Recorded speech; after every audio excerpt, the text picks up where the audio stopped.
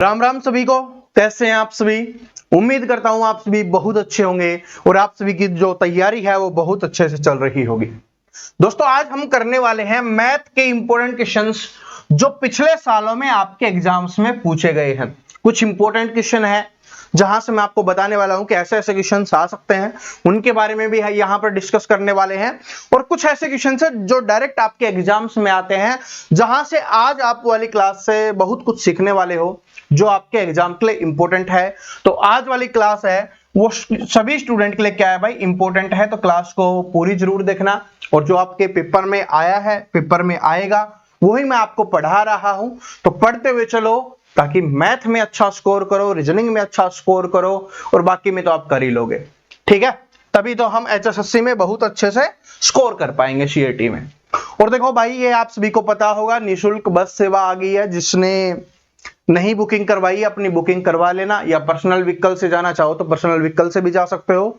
और आप कमेंट करके बताना कि आपका एग्जाम 26 जुलाई को है या 27 जुलाई को, और उसमें भी कौन सी शिफ्ट में है, कहां पर है, ये आप सभी स्टूडेंट है कमेंट करके बताना ताकि आसपास वाले स्टूडेंट है वो हो जाए बात। ठीक है, बता देना, हमें भी पता चल जाए कि 26 वाले ज्यादा हैं, 27 वाले ज्यादा हैं। ठीक है, फिर आपके एग्जाम वगैरह के लिए कुछ करेंगे। चलो, ये वाला देखिए, पहला क्वेश्चन है नंबर सिस्टम का है, संख्या पद्धति का है, जो आपके लिए बहुत इंपॉर्टेंट है। बहुत प्यारा क्वेश्चन है, बहुत प्यारी तरीके से मैं आपको समझाता हूं। एक संख्या जब 6 से विभाजित होती है तो 3 शेष रह जाता है। जब उसी संख्या के वर्ग 6 से विभाजित होता है तो फिर क्या शेष रहता है, ये अपने को बताना है। एक तो सबसे सिंपल क्वेश्चन आता है कि जब एक संख्या को 6 से विभाजित किया जाता है तो 3 शेष रह जाता है, और आपसे पूछेगा कि अगर 2 से विभाजित किया जाए तो कितना शेष रहेगा। ठीक है, तो हमें कुछ नहीं करना, हमें इससे कोई मतलब नहीं है, इसको आप छोड़ दो। जब भी ऐसा क्वेश्चन आए ना जो आपके एग्जाम में आएगा, मैं उसी के हिसाब से बता रहा हूं, इसको आपको हटा देना, इससे आपको कोई मतलब नहीं है, इसको आपको देखना है। यहां पर वर्ग की बात की गई, अगर वर्ग की बात नहीं की जाती तो डायरेक्ट हम उसी को लेते कि भाई उसी को इससे भाग करना है, जो शेष आएगा वो बच जाएगा। लेकिन यहां पर क्या की गई है, वर्ग की बात की गई है, तो इसका हम वर्ग करेंगे तो 3 का वर्ग कितना होता है, स्क्वायर कितना होता है, 9 है। और 9 को क्या करना है, 6 से भाग करना है, क्योंकि यहां पर 6 है ना, तो 6 से विभाजित करना है। तो कितना शेष बचेगा, 6 एकम 6, 3 शेष बच जाएगा। तो 3 आपका यहां पर क्या हो जाएगा, करेक्ट आंसर हो जाएगा। अगर वर्ग नहीं दिया हुआ हो, जैसे एक क्वेश्चन मैं बना ही देता हूं आपके लिए, ये हटा दे और आपको बोला जाए कि 2 से विभाजित होता है तो फिर क्या शेष रहेगा। तो 2 से विभाजित होगा क्या, 3 है, 3 को 2 से भाग करेंगे, 2 एकम 2, 1 शेष बच जाएगा। तो ये आपका आंसर हो जाएगा। ठीक है, ऐसे आपके एग्जाम्स में आता है। इसकी जगह पे, वर्ग की जगह पे आपको यहां पर क्यूब दे देता है, वर्ग की जगह पे क्यूब दे देगा, घन दे देगा कि घन है वो 6 से विभाजित होगा, तब क्या करेंगे, तो हमें क्या करना होगा, 3 का क्यूब करना होगा, 3 का घन करना होगा, जो कितना होगा आपका 27 होगा। फिर उसको हमें 6 से डिवाइड करना है, तो 6 चौके 24, कितना शेष बचता, 3 शेष बचता। ये बात ध्यान रख लेना, इंपॉर्टेंट क्वेश्चन है, अगर एग्जाम में आएगा तो बहुत आसान मैंने आपके लिए बना दिया है, आप आराम से इस क्वेश्चन को कर लेना। और ये क्वेश्चन एचएसएससी के द्वारा पूछा गया क्वेश्चन है। अभी मैं देखो, पता नहीं कुछ स्टूडेंट हैं जो नए स्टूडेंट होंगे, नए बच्चे होंगे, उनको नहीं पता होगा आपको क्या किया जा रहा है। आपको घबराया जाता है कि एचएसएससी एग्जाम करवाएगी, एनटीए एग्जाम करवाएगी। भाई चैप्टर चेंज नहीं होगा, नंबर सिस्टम चेंज नहीं होगा, समझ रहे हो, टाइम एंड वर्क चेंज नहीं होगा, प्रॉफिट एंड लॉस चेंज नहीं होगा, वो सेम रहेगा। एनटीए करवाने का या एचएसएससी करवाने का मतलब क्या है कि कुछ है वो जीके ज्यादा पूछ लेता है, कुछ मैथ ज्यादा पूछ लेता है, इसलिए एनटीए का मतलब क्या है कि भाई एनटीए ने पिछली बार एग्जाम करवाया था जिसमें 15 क्वेश्चंस मैथ के रखे थे, 15 क्वेश्चंस आपके रीजनिंग के थे, 15 क्वेश्चंस आपके हिंदी के थे, 15 क्वेश्चंस आपके इंग्लिश के थे, बाकी आपका 25 हरियाणा जीके का था, और इस तरीके से था। इसका मतलब सिर्फ इतना है, घबराने की आवश्यकता नहीं है, सिलेबस कुछ चेंज नहीं होता। ठीक है, चाहिए एनटीए करवाए चाहिए एचएसएससी करवाए, लेकिन जैसे न्यूज है उसके हिसाब से तो बोला जा रहा है कि एनटीए करवाएगी। कोई बात नहीं, कोई करवाए, अपने तो मौज है, हमें पढ़ने से मतलब है, इन चीजों से घबराया मत करो। कल मैं एक स्टूडेंट का कमेंट देख रहा था, सर जी ये तो एचएसएससी में आए हुए क्वेश्चन है। अरे एनटीए भी करवाएगी तो भी एचएसएससी का ही एग्जाम है, एग्जाम में तो HSSC के में ही आएंगे, NTA करवाए कोई भी करवाए, ठीक है। लेकिन ये यूट्यूबर है ना, डेली आपके अंदर डालते रहते हैं, आपको पढ़ने कम देते हैं, आपके दिमाग को ज्यादा खराब करते हैं। तो जब तक आप भाई एग्जाम नहीं हो जाता ना, इनको छोड़ दो, ठीक है। बाद में तो डेली देखते ही रहोगे। देखो अगला क्वेश्चन क्या है, HSSC के एग्जाम में पूछा गया है कि 3 क्रमिक समप्राकृतिक संख्याओं के वर्गों का योग 200 है, वह संख्या ज्ञात कीजिए, क्या होगी, अपने को बताना है। ध्यान से देखना, बहुत इंपॉर्टेंट चीजें मैं आपको यहां पर बताने वाला हूं। 3 क्रमिक समप्राकृतिक संख्याएं, सम संख्याएं कौन सी होती हैं, आप सभी को पता होगा। सम संख्याएं वो संख्याएं होती हैं जो 2 से पूरी भाग हो जाती हैं, 2 से क्या हो जाती हैं, विभाजित हो जाती हैं, 2 से भाग हो जाती हैं, उन्हीं को हम सम संख्याएं कहते हैं।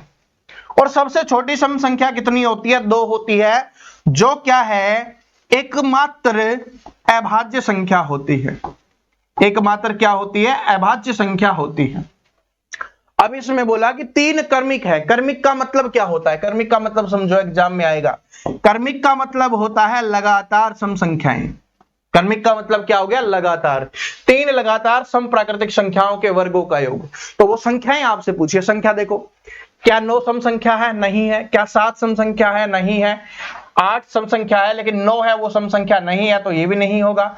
6, 8, 10 तीनों की तीनों सम संख्याएं हैं, तो यही आपका आंसर हो जाएगा। देखो कुछ करने की आवश्यकता भी नहीं पड़ी, हमें कुछ नहीं करना, हमें कैलकुलेशन भी करने की आवश्यकता नहीं पड़ी। थोड़ा सा दिमाग लगाया कि भाई सम संख्या क्या होती है। सम संख्या 2 से भाग होती है पूरी। 9 भाग नहीं होता, यहां पर 7 भाग नहीं होता, यहां पर 9 भाग नहीं होता, तो इसलिए तीनों आंसर नहीं है। चौथा अपने आप ही आंसर हो जाएगा। और चेक भी कर लिया कि 6 सम संख्या, 8 सम संख्या, 10 सम संख्या, ये अपने को ध्यान रख लेना है, ठीक है। साथ में एक चीज और बताता हूं, इसको सोल्व करके भी देख लो, क्योंकि बोला है कि वर्गों का योग कितना है, क्योंकि 2 ऑप्शन में भी तो दे सकता है, जरूरी थोड़ी ना कि भाई इस एग्जाम में एक ऑप्शन में दिया तो अब 2 ऑप्शन में दे दे, तब कैसे करोगे। 6 का स्क्वायर प्लस में 8 का स्क्वायर और प्लस में 10 का स्क्वायर। 6 का स्क्वायर कितना होता है, 36, प्लस में 8 का स्क्वायर कितना होता है, 64, 10 का स्क्वायर कितना होता है, 100। 36 और 64 100, और 100 कितना हो जाएगा, 200 हो जाएगा। इसका मतलब जो हमने माना है वो हमारा क्या है, बिल्कुल करेक्ट है। वो हमारा क्या हो जाएगा, बिल्कुल करेक्ट हो जाएगा, ठीक है जी। और एक चीज और देखो, यहां पर जैसे 3 सम संख्याएं हैं, अगर इनको हम जोड़े तो कितना हो गया, ये 14 और 10 24। ये क्या हो गया, आंकड़ों का योग। और बटे में संख्या कितनी है, 3 डिवाइड करें तो 8। इससे क्या समझ में आया, अगर आपसे सम संख्याओं का औसत पूछे, ठीक है, और यहां पर जैसे 3 दिया हुआ है, 5 दिया हुआ है, 7 दिया हुआ है, विषम में हो, ठीक है, विषम में हो, तब क्या करोगे, जो बीच वाली संख्या होगी वही क्या होगी, उन सम संख्याओं का औसत होगा। ये बार बार एग्जाम्स में आता है, इसलिए आपको ध्यान रख लेना है। मैंने यहां पर करके दिखाया है, आंकड़ों का योग बटे आंकड़ों की संख्या, ठीक है। आंकड़ों का योग किया हमने 24 बटे में 3 किया, तो कितना आया 8। देखो बीच वाली संख्या ही है। अगर आप ऐसे करोगे 2, 4, 6, 8, 10 लिखा हुआ है और आपसे इनका औसत पूछे, ठीक है, तो क्या हो जाएगा, 6 हो जाएगा। कुछ करने की आवश्यकता नहीं है, यही होने वाला है। करके देख लो, 18 6 24, 24 4 28, 28 2 30, 30 को 5 से डिवाइड करोगे कितना आएगा, 6 आएगा। तो ये भी अपने को ध्यान रख लेना है सम संख्या के बारे में। चलो आगे देखते हैं। आगे है आपका कि 1/3, मैं यहां पर लिख देता हूं, 1/3 प्लस में 1/2 प्लस में 1/x दिया गया है, बराबर में 4 है। तो हमें x का मान बताना है, x का मान क्या होगा, ठीक है जी। क्वेश्चंस को थोड़ा छोटा करते हैं, समझाते हैं आपको। ऐसा क्वेश्चंस आपके एग्जाम में एक पक्का आएगा, मैं यहां पर लिख देता हूं, 100% आने वाला है, जिसमें आपसे x का मान निकालने के लिए बोलेगा, ठीक है। मैं कई प्रकार के क्वेश्चंस करवा चुका हूं, ये वाला क्वेश्चंस और देख लीजिए। इसमें हमें x का मान निकालना है, जिसका मान निकालना है ना उसको एक तरफ रखते हैं, बाकी सभी को दूसरी तरफ लेके जाएंगे। तो 1/x का मान इधर हम रखते हैं, बाकी 4 है उधर जाएगा, बराबर के दूसरी तरफ जाता है तो क्या हो जाता है, साइन चेंज हो जाता है। प्लस का है माइनस, माइनस का है प्लस हो जाता है, नीचे है ऊपर चला जाता है, ऊपर है नीचे चला जाता है। अगर बराबर के दूसरी तरफ लेके जा रहे हैं, गुना में है तो भाग में, भाग में है तो गुना में, ठीक है। उधर जाएगा तो माइनस का हो जाएगा, प्लस का है तो ये भी प्लस का है तो ये भी माइनस का हो जाएगा 1/2। ठीक है, अब इनका एलसीएम लेंगे, कितना आ जाएगा 6 आ जाएगा, जिसके बटे में कुछ नहीं होता उसके बटे में 1। 6 एकम 6 कितना आ गया 24। ठीक है, 6 एकम 6 24, माइनस में यहां पर 2 तो 2, माइनस में यहां पर 3 तो 3, कितना हो जाएगा माइनस का 5 24।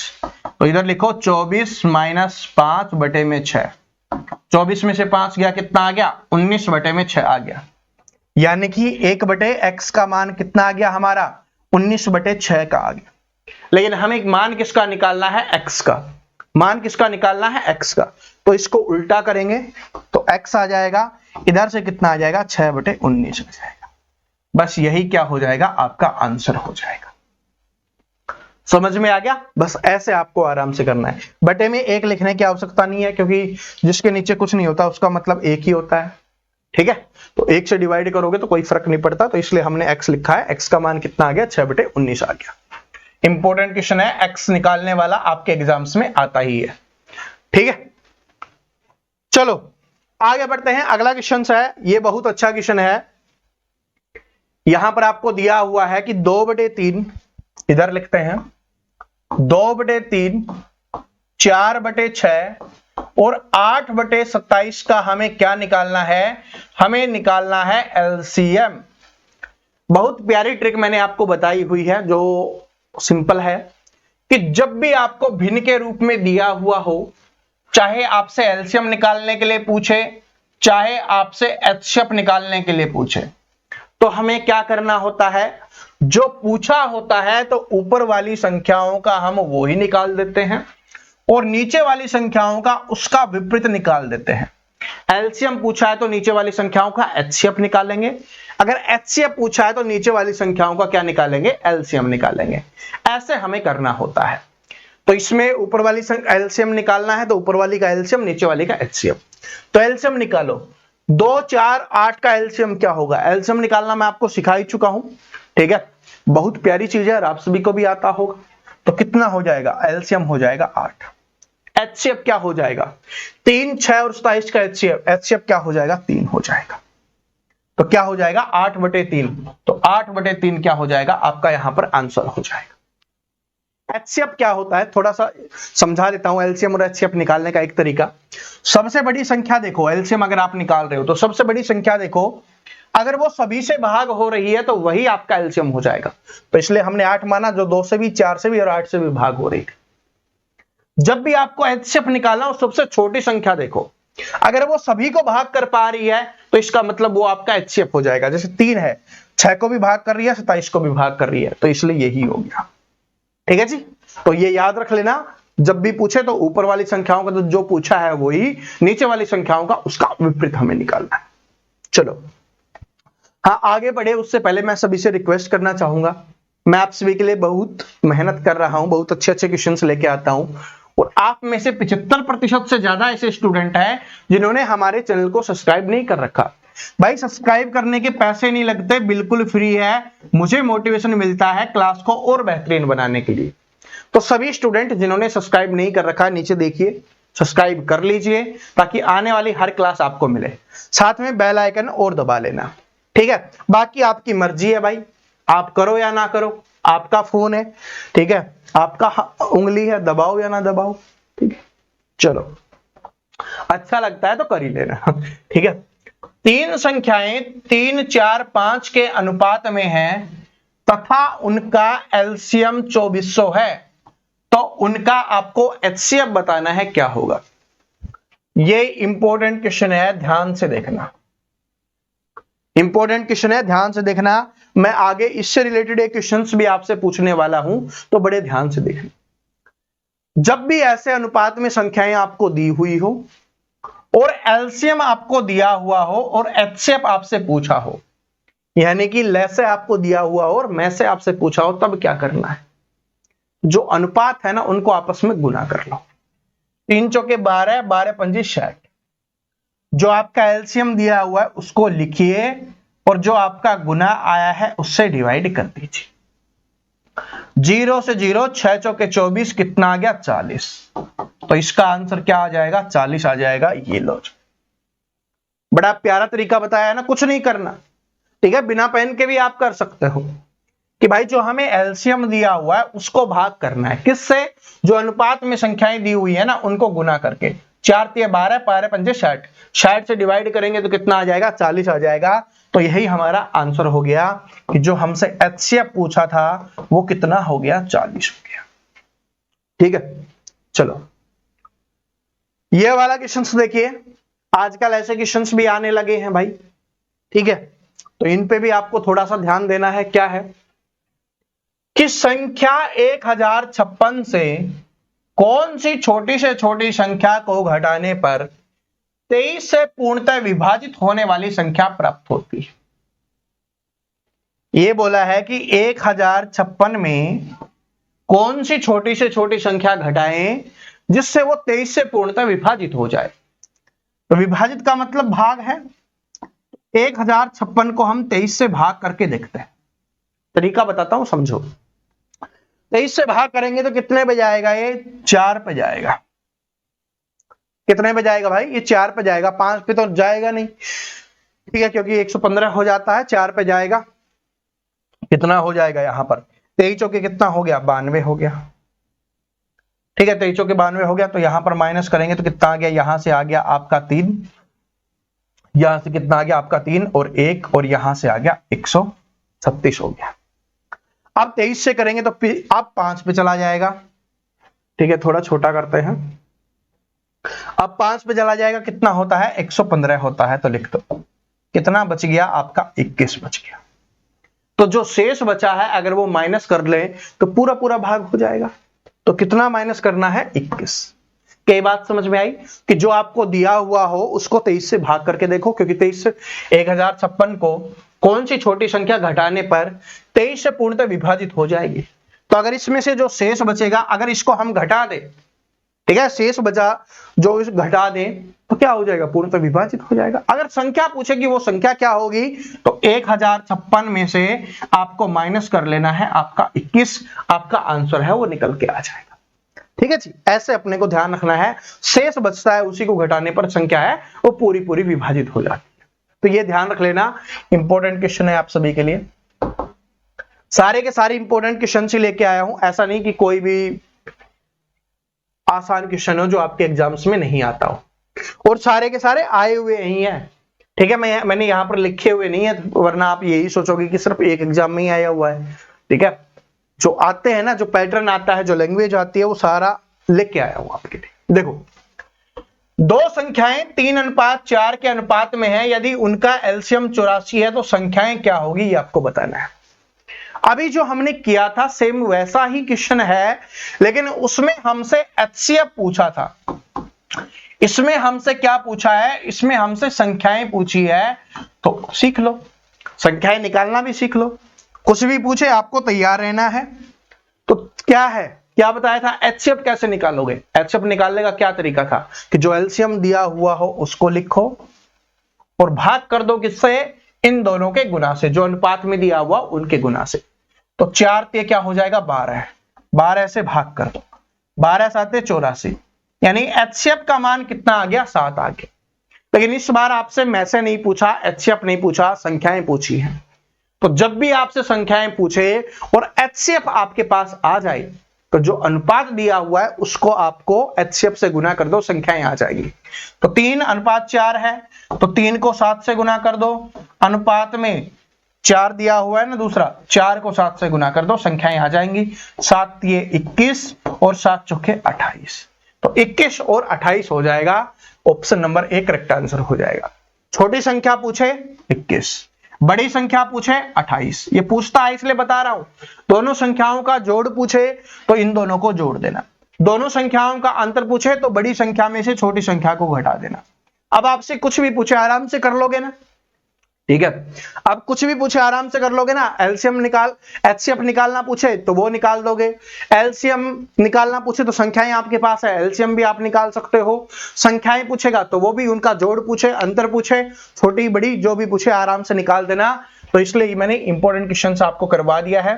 बाकी एलसीएम में एक जो फेमस फॉर्मूला है जो आपके एग्जाम्स में बार बार आता है, उसको एक बार दोबारा लिख देता हूं। एलसीएम गुना में एचसीएफ बराबर क्या होता है, पहली संख्या गुना में दूसरी संख्या। ठीक है, इनमें से चारों में से एक संख्या पूछेगा तो आप आराम से निकाल देना ये फॉर्मूला लगा के। 3 अगर आपको दिए हुए हो, चौथा आपसे पूछे तो इसका यूज करना है। ठीक है जी, चलो आगे बढ़ते हैं। अगला क्वेश्चन देखिए क्या है। 4 अंकों की सबसे बड़ी संख्या 3 अंकों की सबसे छोटी संख्या का गुणनफल क्या होगा। तो सबसे पहले अगर किसी भी अंक की बोले, 2 अंक की बोले, 3 अंक की बोले, 4 अंक की बोले, सीख लो सबसे बड़ी संख्या क्या होती है। जैसे 2 अंक की बोलेगा तो 99 हो जाएगा, 2 9। 3 अंक की बोलेगा तो 3 9 हो जाएगा। 4 अंक की बोलेगा तो 4 9 हो जाएगा। 5 अंक की बोलेगा तो 5 9 हो जाएगा।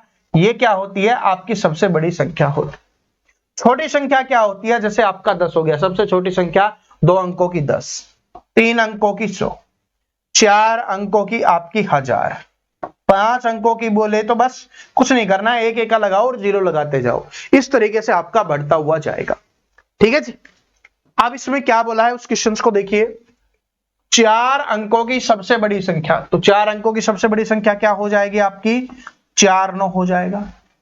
और 3 अंकों की सबसे छोटी संख्या का गुणनफल, गुणनफल मतलब गुणा, 3 अंकों की सबसे छोटी संख्या क्या होगी, 1 1 का और 2 0, 3 अंक हो गए ना, हो गए। अब इनका गुणनफल करना है, गुणा करना है, तो 4 9 तो आपका आएगा ही आएगा, साथ में 2 0 है तो 2 0 लगा दो, ये आपका आंसर हो जाएगा। देख लो किस में है, 4 9 और 2 0, तो इसी में है, तो यही क्या हो जाएगा, आपका आंसर हो जाएगा।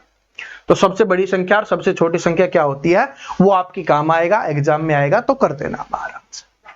ठीक है, हर क्लास में नई चीज सिखाऊंगा जो आपके एग्जाम्स में आता है।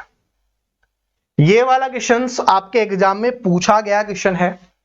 मुझे पता है कि सेम क्वेश्चन के तो 0.1% चांस है रिपीट होने के, लेकिन ऐसे क्वेश्चन के रिपीट होने के बहुत ज्यादा चांस है। तो देखो क्या है कि क्रमशः 3 मापने की टेप की लंबाई, 3 मापने की टेप की लंबाई है जिनका 65 सेंटीमीटर दिया हुआ है, 65 दिया हुआ है, दूसरा कितना दिया हुआ है, 85 दिया हुआ है, और तीसरा दिया गया है 95, इतनी है। उस कपड़े की लंबाई क्या है जिसे इन तीनों मापने के टेप में से किसी एक का उपयोग करके सटीक संख्या में मापा जा सकता है। किसी एक का भी यूज करेंगे और सटीक मापेगा तो इसका मतलब क्या होगा, इसका एलसीएम होगा ना, उसी को हम सटीक माप सकते हैं किसी भी एक से। तो हमें क्या निकालना है, इसका एलसीएम निकालना है। अब इतनी बड़ी संख्याएं हैं, एलसीएम निकालना आसान नहीं है, तो बेसिक वाला जो तरीका है उसी से निकालो। इससे डिवाइड हो रहा है 5 से, तो 5 से करेंगे, क्योंकि 2 से नहीं होता, 3 से नहीं होता, 5 से ही हो रहा है, तो 5 से करेंगे, 13 पंजे 65, 5 से करेंगे 17 पंजे 85, और 19 5 95। क्या और किसी से कट रहा है, नहीं कट रहा, तो बस यही आपका एलसीएम हो जाएगा। क्या हो जाएगा, 5 गुना में 13 गुना में 17 गुना में 19, ये आपका एलसीएम हो जाएगा। तो इसका मतलब ये दो तो हो नहीं सकते। अब इन दो में से ही कोई होगा आपका, इन दो में से ही कोई होगा। इकाई का अंक तो दोनों में ही 5 है, तो वो भी करने की आवश्यकता नहीं है। ठीक है, और वैसे करोगे तो इकाई का अंक 5 ही रहता है। ठीक है, तो आप कर लोगे, मुझे कैलकुलेशन करने की आवश्यकता नहीं है, क्योंकि एग्जाम में सेम तो आएगा नहीं, आप कर लेना, मैंने समझा दिया आपको। ठीक है, एलसीएम ही बताना है सिर्फ, और वैसे कहोगे तो मैं बता भी दूंगा, ये आपका आंसर हो जाएगा भाई। ऑप्शन नंबर 1 करेक्ट आंसर हो जाएगा। ठीक है, तो आज वाली क्लास में मैंने देखो नंबर सिस्टम आपको अलग से पढ़ाया है। जिन्होंने क्लास नहीं देखी, मैथ की प्लेलिस्ट वाली क्लास में जाना, वहां पर नंबर सिस्टम क्लास मिलेगी, उसको देख लेना। मैंने एलसीएम एचसीएफ है उसके अलग क्लास करवाई है, उसको देख लेना। लेकिन उनमें भी जो एक्स्ट्रा क्वेश्चंस बचे हुए थे जो आपके एग्जाम्स में आ सकते हैं, वो आज वाली क्लास में मैंने आपको करवा दिए हैं। तो अब आपको इनकी टेंशन लेने की आवश्यकता नहीं है। जिन्होंने वो पहले वाली क्लास नहीं देखी तो मैथ वाली प्लेलिस्ट में जाओ, अपने चैनल पे ही है, और वहां पर जाकर पढ़ लेना। ठीक है, और कोई भी डाउट हो, किसी भी चीज से रिलेटेड डर लग रहा है, कोई भी बात है कि सर जी यहां पर प्रॉब्लम आ रही है, कमेंट करके बता देना। नेक्स्ट मैं उसी के क्वेश्चंस आपके लिए लेके आ चुका हूंगा जो आपकी जो समस्या है उसको दूर कर देगा। लेकिन हमारी जो क्लासेज आ रही है ना, कंटिन्यू देखते रहना आप सभी और अपने दोस्तों के साथ शेयर कर देना। सब्सक्राइब तो आप सभी ने कर ही लिया होगा, ठीक है। तो मिलते हैं कल, तब तक हंसते रहिए, मुस्कुराते रहिए, पढ़ते रहिए। जय हिंद, जय हरियाणा, जय हरियाणा।